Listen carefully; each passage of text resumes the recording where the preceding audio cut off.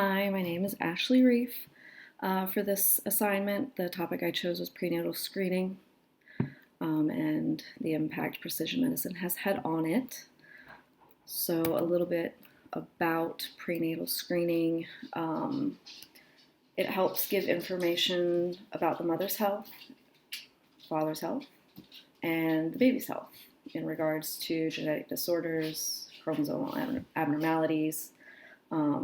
These tests help predict, screen, diagnose problems that will affect the baby, and they are beneficial to all ages conceiving. Some higher risk women are more inclined to get some of these screenings, and this population includes women over 35, women that have had prior miscarriages, women that have had babies born with birth defects, women that have like autoimmune disorders, seizure disorders, and women that have had gestational diabetes or like preeclampsia during prior pregnancies. So there's research constantly being done. I have found that things such as like the amniocentesis has been being performed since like 1877. Excuse me. And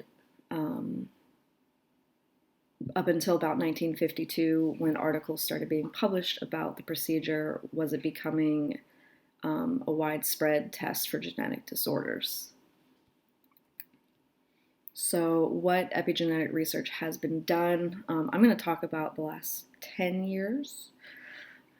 And so, within the past 10 years, they have discovered that about 2 to 10% of the mother's DNA, and in their bloodstream, I should say, that there is this percentage of fetal DNA that has been sloughed off and broken down into the mother's bloodstream. Through this, they are able to do a non-invasive test to help determine like the likelihood of chromosomal abnormalities, genetic disorders, such as trisomy 13, 18, and 21. And this can be performed between 8 to 12 weeks. And then within the last 6 years, these companies have begun marketing on this type of testing to not only look at those 3 genetic disorders I just mentioned, but also like getting into the rarer ones, such as trisomy 16 and 22, as well as detecting microdeletions and microduplications. And then this picture I have is just a little brief overview of how they do cfDNA testing. So what kind of diagnostic tests are run now? They have the good old standard ultrasound still. That's non-invasive. They also have carrier screening tests, quad screening tests. Invasive, they use amniocentesis and chorionic villus sampling. And I'll go into those in just a second. And then for the future, from what I can tell, they're going to start honing in on this non-invasive whole exome sequencing. So a little bit about the carrier screening tests and quad screening tests. They, let's see, the carrier screening tests can be done by mom or dad.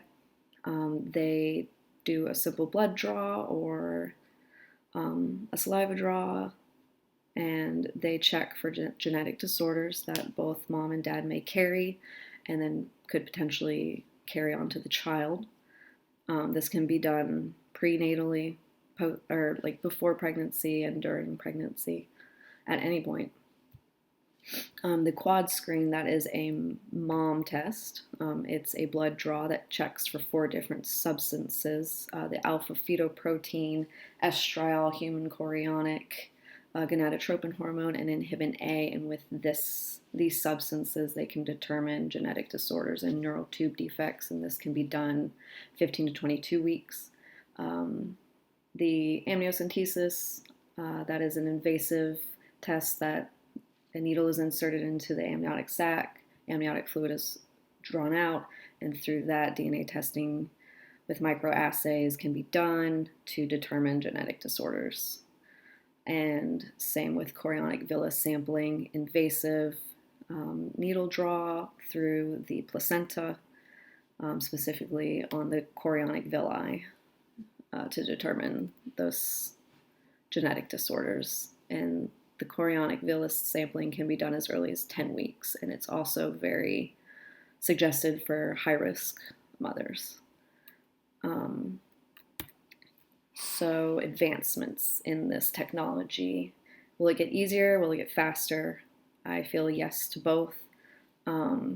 So some of the research I saw with the non-invasive whole exome sequencing, that is leading into the possibility, but it's just not yet commercially available in the prenatal context. And a little bit about this testing, it allows for the sequencing of the coding exons, which represent 2% of the genome, but it contains 85% of the disease-causing mutations. And in a study I found by Kars et al., they reported that the West was able to positively diagnose 30 prenatally or neonatally sampled with congenital abnormalities that were negative with standard genetic testing. So hopefully with this advancement of the technology, women won't have to endure such invasive procedures like the amnio and CVS.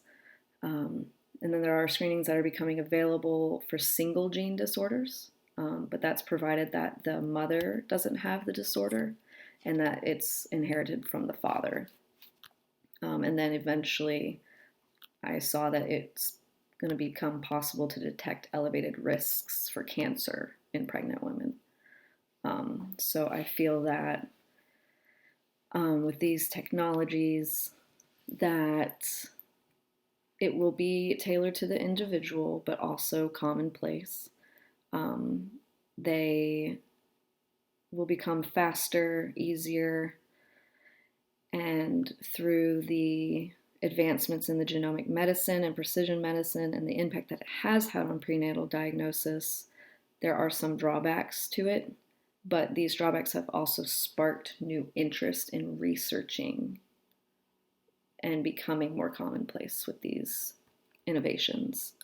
Like the cfDNA testing still has some drawbacks, as good as it sounds, and it's been giving false positives and false negatives because of it being such a mixture of the fetal DNA, and that the fact that the fetal DNA portion of the DNA of the blood is such a small amount.